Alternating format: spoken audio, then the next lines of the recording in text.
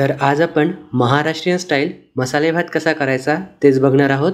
आजची ही recipe Vidarbha style आहे। यासाठी 1 वाटी काली मूछ तांदूळ 2 ते 3 वेळा स्वच्छ धुवून घ्यायचा।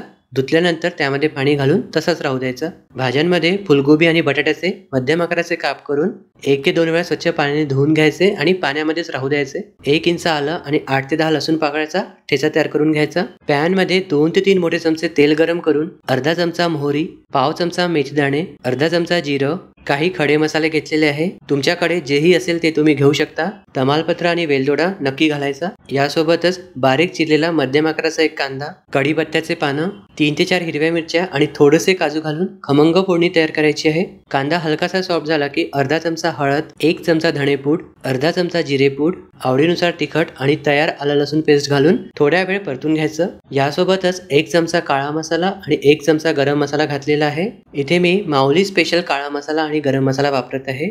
या मसाल्यांमुळे अगदी ऑथेंटिक चव येते। तुम्हालाही ऑर्डर करायचा असेल तर दिलेल्या नंबरवर संपर्क करू शकता किंवा मग डिटेल्स कॅप्शन मध्ये दिलेले आहेत। हे थोड्या वेळ परतल्यावर यामध्ये थोडीशी बारीक चिरलेली कोथिंबीर, 1 मोठा चमचा खोबरा किस, चिरलेला बटाटा आणि फुलगोबी, बारीक चिरलेला 1 मोठा टोमॅटो सॉफ्ट होतपर्यंत हे थोड्या वेळ परतून घ्यायचं। त्यानंतर धुवून घेतलेले तांदूळ यामध्ये घालायचे आहे।